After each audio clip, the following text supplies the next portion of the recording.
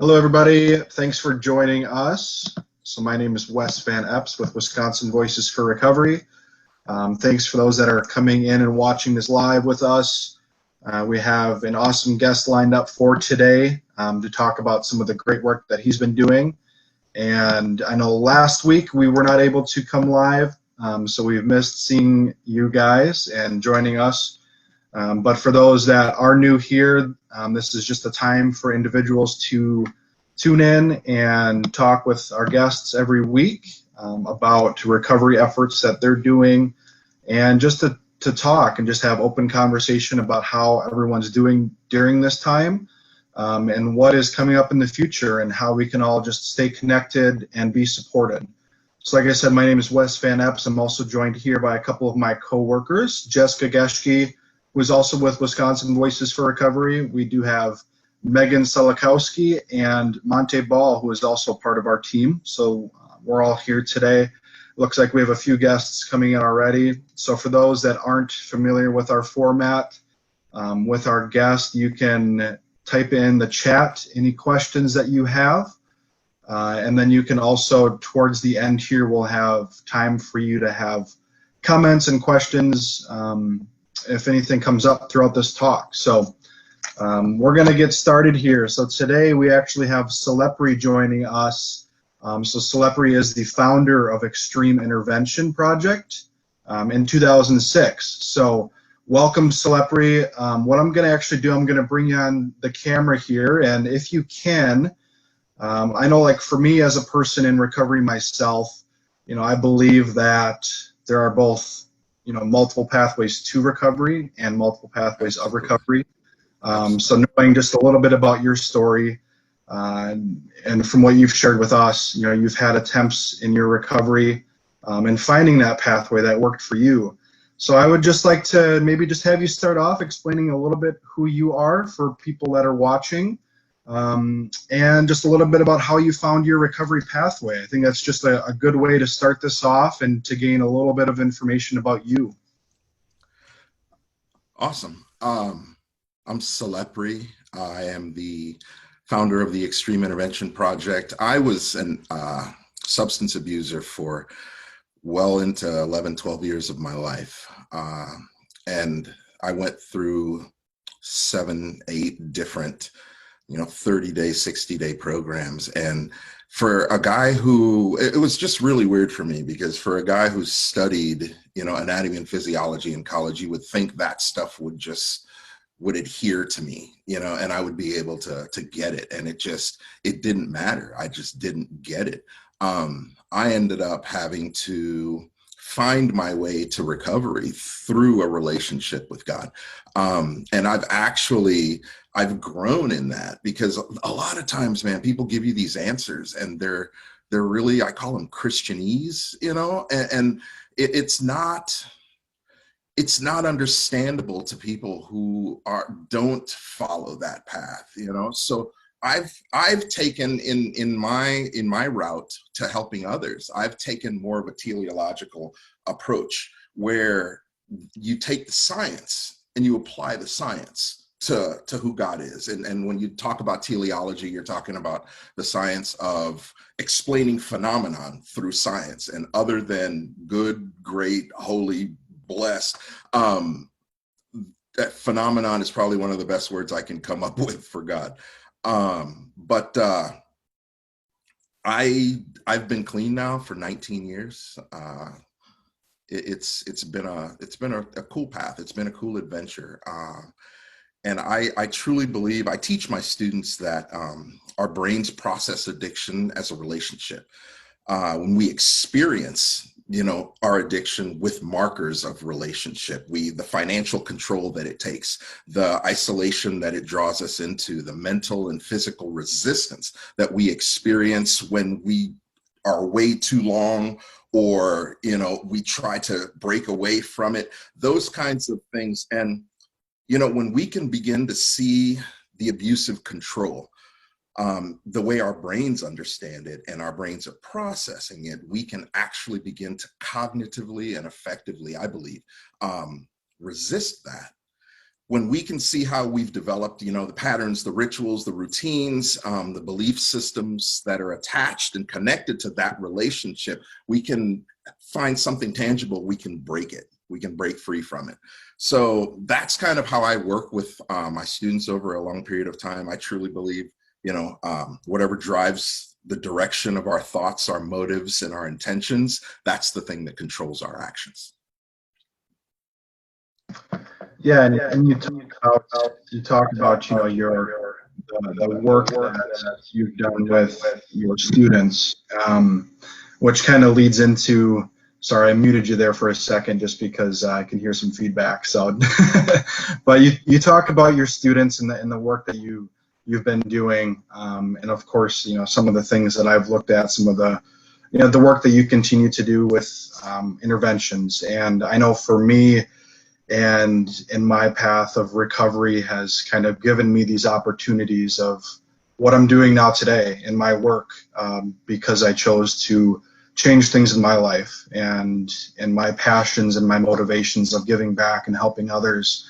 So looking at your story and some of those motivators that helped you start this organization, Xtreme Intervention Project, what were some of those things that led up to that decision that you made to do this in your life and giving back and being a part of and helping your students? What are some of those things that in your story helped you lead up to that and the work that you're doing now today? I really believed that, like you said, that there was another path for me, that I saw a lot of, you know, what I consistently called, you know, in my life, I called failure. You know, it's relapse and, you know, just inability to stay the line. So there had to be something. There had to be a reason why, you know, I do a lot of reading. I studied up on different intervention models and you know, eventually ended up writing the Samaritan intervention model. But, you know, studies continue to show that even behavioral therapy, other forms of treatment for drug and alcohol, you know, averaged less than 10%, you know. The president of the Laureate Institute for Brain Research said that the sad part is that when you look at addiction treatment and where it was years ago, that even almost 50 years later, we haven't come that far. And that made me sad, you know, and I'm like, okay, where are the other 90% of us? What are we processing? How are we doing this? When I graduated from my program, from Teen Challenge, I went on to study and then took a director's position in Virginia. And I saw people coming into the program and then they would leave. And so I would go to my staff and I would say, hey, why are people leaving the program? And I would get answers like, oh, they're not prepared, or, oh, this wasn't the right fit for them, that wasn't acceptable for me. What conversation were you having with this individual before they walked out the door? These were some of the things that meant something to me. I wanted to know what was happening. And when I moved out of that position into this, I made it my purpose and my goal that none of my students were going to walk into a long-term treatment facility without being prepared. That excuse was not going to happen. And usually when I take my students and I enroll them into a program, I'll stay there. I'll stay in California. I'll stay in Florida. I'll stay wherever I've put them into a program. I'll stay for about 3 days and I'll go back and forth and I'll visit them to make sure that they're acclimating to this and that it was the right choice. And then I'll move on. And I have an agreement with the majority of the programs that I work with that my students don't walk out the door without having a conversation with me. Could you just explain a little bit too, because I'm curious as well. So, you know, when you started back in 2006, you started Xtreme Intervention Project. So it's been, you know, 14 years. Could you talk a little bit about how that experience has been for you personally, being involved in working in this field, and how things have changed from then with interventions, and which will then lead me to my next question. But just a little bit about your experience and how that's been over the last 14 years since you've started in this line of work.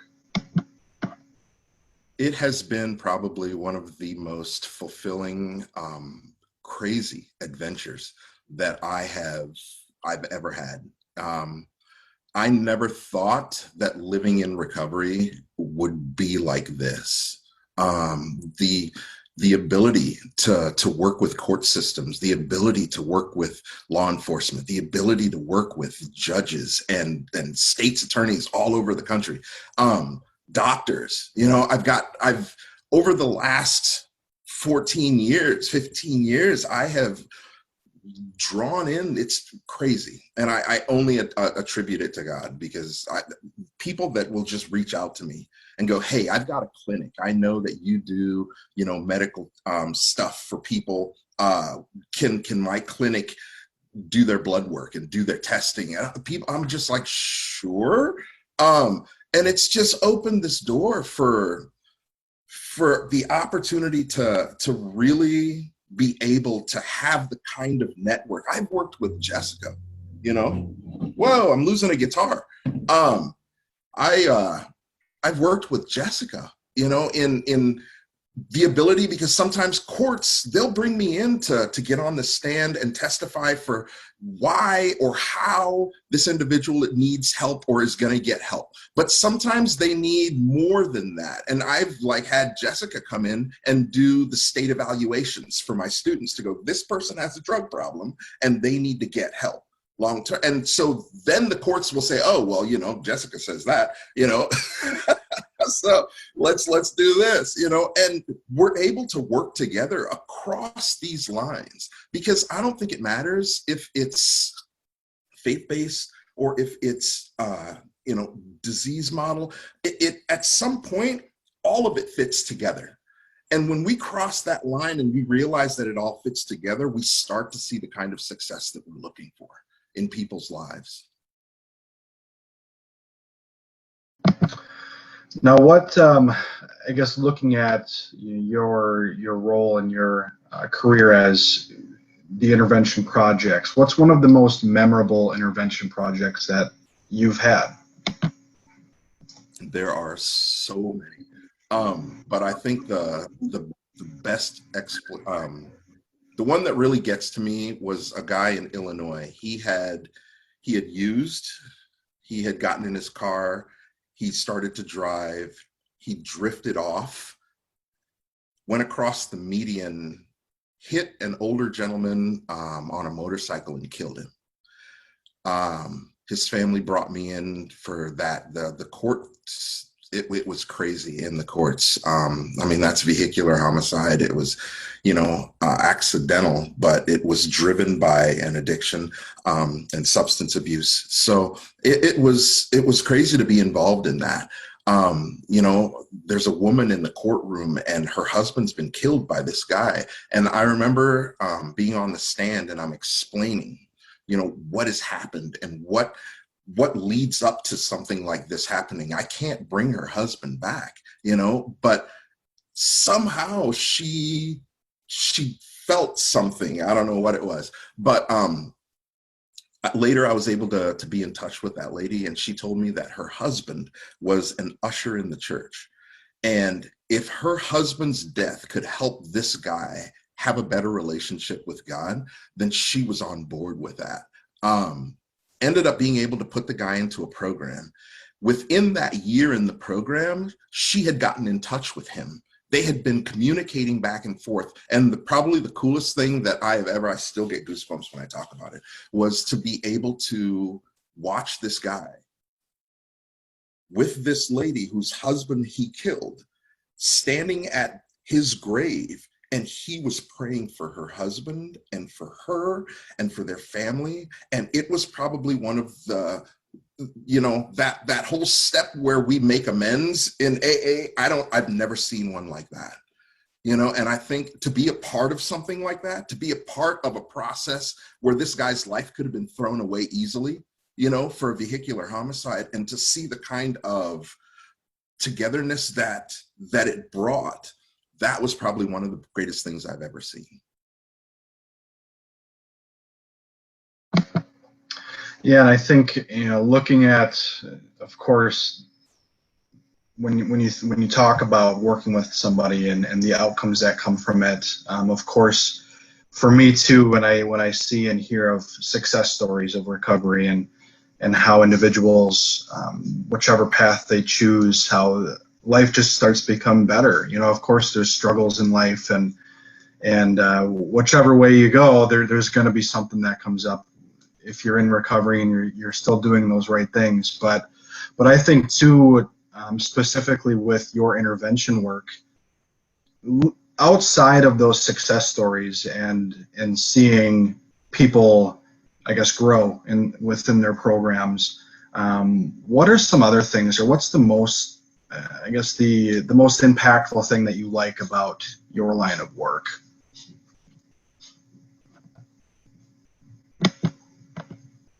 Yeah, I gotta wait for the unmuted by host thing to pop up on my. I think one of the greatest things, I love the connection.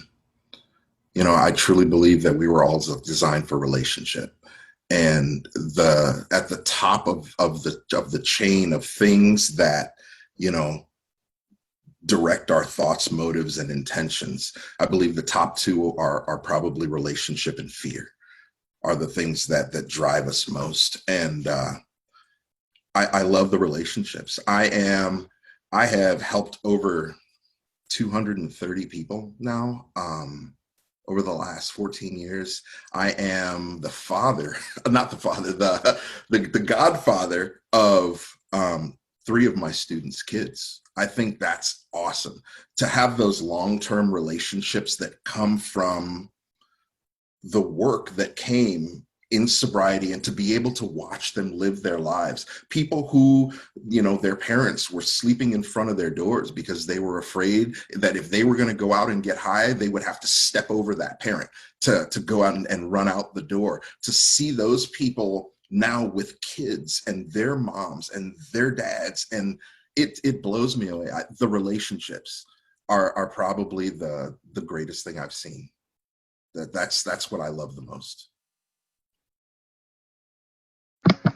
So looking at too, I mean, I think that relationships for sure, especially in my role here and working with individuals and especially the peer support and recovery coaching that happens, and that relationship and building that relationship with your peers is so crucial. But also too, like looking at the last couple months, of what's happened with the disconnect of specifically COVID-19 stuff and how people have had to, essentially be on lockdown. And so that disconnect of people and their recovery supports has happened.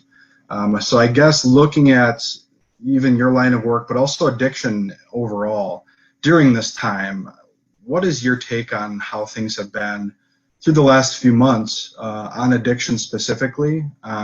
Even if you want to talk a little bit about within your area and your line of work of intervention, have you seen a change in, I guess, as far as numbers or people being affected, people reaching out to you specifically for help, more help during this time? So just if you want to talk a little bit about that. COVID has had a weird effect on the world. It's had a super crazy effect on professional sports, on all sorts, every aspect of our lives. This thing has infiltrated. I believe that it has really amplified the ability for substance abusers to have another rationalization for isolation. I believe that it's pulled people away, and it gives a reason not to reach out to some guy from the Midwest to come out to California or go down to Florida. It changed travel for me for a long time. I had to take a guy out to a program in New York, and instead of flying, we rented a car and we drove across the country. So we have to kind of alter how I've done things in order to work in this environment. So I think things have really picked up since things have opened up a little bit more. I've got a lot of calls coming in, but there were still calls coming in even while we were locked down. I just had to be more careful. I'm working with my medical facility people, and we're actually doing COVID testing. We're doing that stuff because I need to protect the students going into the programs, and I need to protect the programs accepting the students. You don't want to, be a cause of the spread. So I'm trying to do what I can do to make the travel and make the enrollments safer.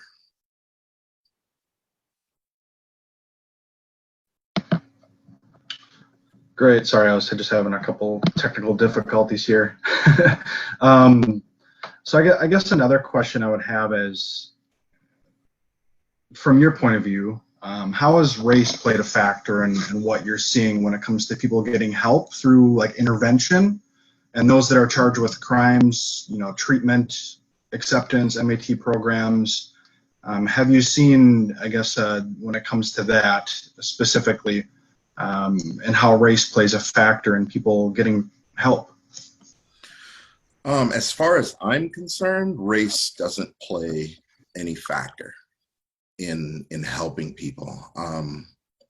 It plays a factor in when you're dealing with demographic. It plays a factor in maybe how all of my intervention curriculum, I tailor to my individuals. So I'm not, Jane from Beverly Hills is not going to get the same curriculum as, Dennis from Brooklyn. It can't work that way. But race has been an interesting factor. I mean, race is hard to place, because a lot of times when you're dealing with race stuff, it's very subtle. It's very under the table. It's, most people in environments of court systems and things like those, I don't see, I mean, the majority of people that I've helped are Caucasian. I have helped some people that are people of color. I don't see courts giving favor in any way or the other.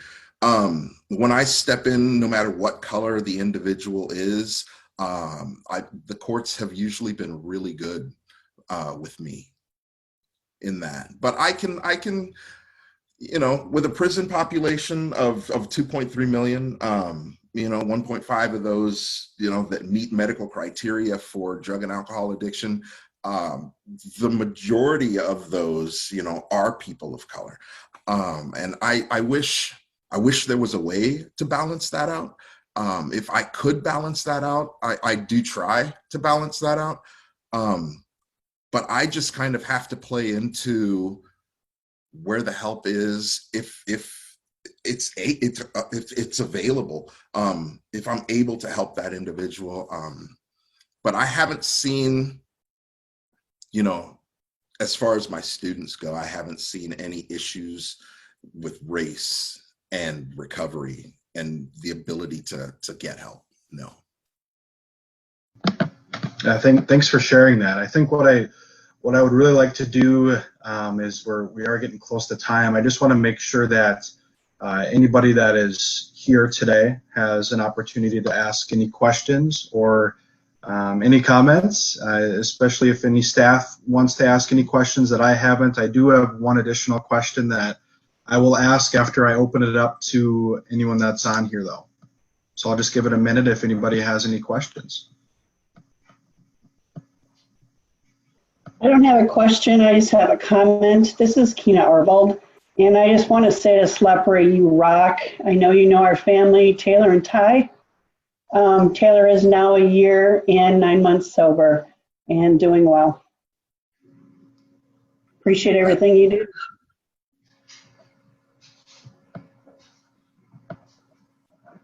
That is awesome. That is so awesome. Anybody else have any questions or comments? Well, the last thing that I just want to talk about is, I know that, of course, we see it behind you. You know, music has played a big piece of your recovery. And you recently had a new song released. What was it? Q90 Rock. It's in Wisconsin here, right at Christian Yep. Station. Yes. And actually, when you and I were going back and forth through email, I actually looked up your song and listened to it, and it was actually, it's, you know, because I come from a background of some music myself, and in the past I've been a part of worship bands, and I actually played drums in my local church here for years. So listening to that song, it kind of brought some chills to me, and listening to that and really gaining some understanding of what that means. But if you just want to tell us a little bit about that song, it's called Suddenly, is that correct? That's correct. Just talk a little bit about it and what that song means to you for those that possibly haven't heard it yet. Just because I know when it comes to music and people writing songs and playing, there's so many different ways that somebody can take a message, especially when it's played in a song form. So what does that song mean to you, and how were you inspired in writing that song?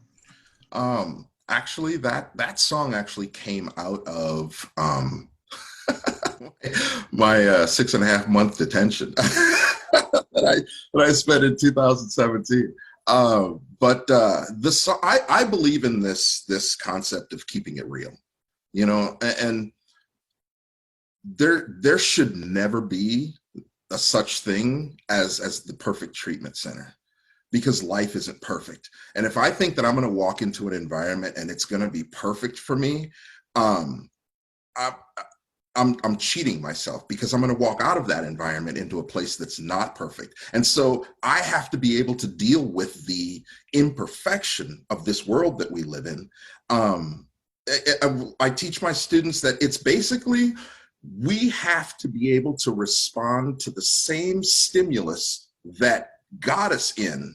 We have to respond to that stimulus differently, because that stimulus isn't going to change. They're not going to drop every liquor store off the corner. Dudes aren't going to stop selling dope on the corners. None of that is going to stop. What has to change is me, my response and my stimulus to these things. And the song is it's about this place of realizing that I am in a dark place. The reality is that this world is not, people are not nice. And the people who we think should be the good people, they're not always the good people. Just because somebody wears a white hat doesn't mean that they don't have a black heart. And I've learned that, and so at the end of the day, it's about my relationship with God becoming tangible and real, so that I can, at some point, as I'm dealing with all of the garbage that this world is going to throw at me, whether I'm sober or not, I have to realize that there is a greater power above that, above me.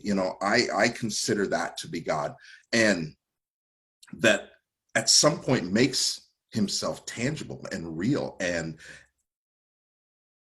gives me the ability to move beyond those things. And the song is about that.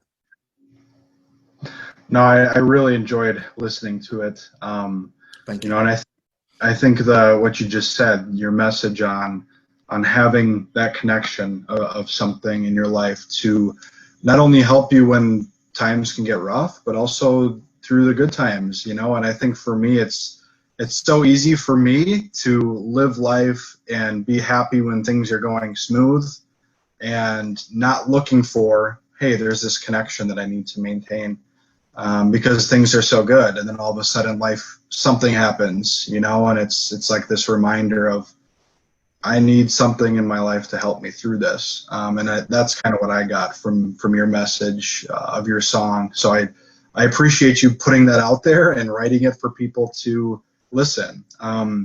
Do you have anything else coming up as far as some music that you plan on releasing? Yes, there are other songs that will release kind of like one at a time, on the radio. But I've got a concert a small concert, and I'm not doing anything big like we were doing in 2016, touring with Unspoken. We did a show with Unspoken, and I had some other stuff planned, but I'm doing stuff with purpose right now. So on August 7th, I believe it's in Neenah, somewhere up there in Wisconsin. They're having an event for to make awareness for sex trafficking, and Okay. you know, drugs become a huge part of that. I helped a girl who was in sex trafficking. That was probably another crazy intervention, but it was. I believe that the message belongs there. So on August 7th, my band will be up in Neenah, and we'll be a part of that event. So no big tours with Skillet or anybody? No. I had the last Skillet thing we did. I had lunch with Ben. Okay. We had a lunch date with Ben. He's moved out to California now. But there's a new guitar player that took his place. He wanted to move on and do some bigger things in his life. I'll be releasing a song, hopefully, I don't think it's heavy enough for Q90, but we'll see. But I've got a song that I did with Simon Phillips, who was formerly with Judas Priest and Toto. He played with Toto for a while. 7-time Grammy Award winning drummer. Great guy, you know, when you can understand his accent. But that song will come out, and that's specifically for, it talks about, you know, coming out of drug and alcohol, you know, abuse and that lifestyle.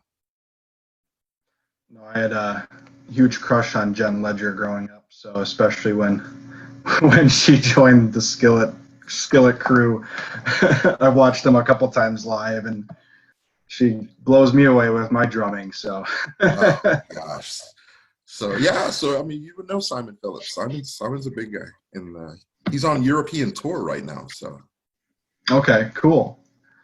Well, thank you for joining us today. I'm just going to open it up here one more time. If anybody has any questions, comments for Selepri, we appreciate you joining us today and just bringing your message and answering our questions. We appreciate all the work that you have been doing and continue to do in this field. So does anybody else have any questions or comments, even on our team here?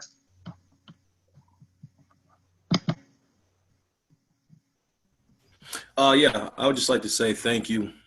Thank you for hopping on and sharing some insight with us. We really appreciate it. Most definitely rooting for you. Thank you so much, Monty. My whole thing is that, you know, if Colin Kaepernick didn't call it quits, I don't think you should call it quits either. Colin's been out longer than you've been out. I'm a firm believer in that everything happens for a reason, and if it were for me to give up football to stay sober and help others, then so be it. Absolutely. I was gonna say, you know, I knew I was gonna be on here with you, and I was like, man, I should reach out to my other friend Ball. Randy Ball was my assistant coach. He was the associate coach when I played football in college. And he is now administrating with the Kansas City Chiefs, who just won the Super Bowl. So I was like, man, because Randy's been talking to me about, like, hey, you know, what can we do with some of these players? And I was like, man, this is an opportunity. If I hook him up with Monty, maybe Monty will go back to playing and can do that while he's in. So, like, you know, you're wearing red, so dude, you're already. Don't be taking Monty from us. Stop. He's got to stay here. I want to see 4 touchdowns, man. Come on. I'm from Missouri too. Oh, nice. So Kansas City wasn't too far from me. Awesome. Well, thank you, Selepri, again. And we will be in touch. I think looking at, you know, maybe even having you come on again in the months to come to see how things are going. And we appreciate you here with us and coming on here with us. So thank you, and thanks for everybody that joined today. We will be having another guest next Wednesday, same time, so feel free to jump in and chat with us then. So thank you, Selepri. You take care of yourself, and we'll talk to you soon. You guys take care as well, and thank you so much for having me. It was an honor to be able to hang out with you guys. I miss you, Jessica. What's going on, man? I miss you too. We'll have to get coffee. Absolutely. I'll bring Monty. Yeah, we can all sit around and talk about what's coming up next. Here we go. Thank you so much. I'll connect Great. offline. All right. Bye. Bye, everybody. You guys take care.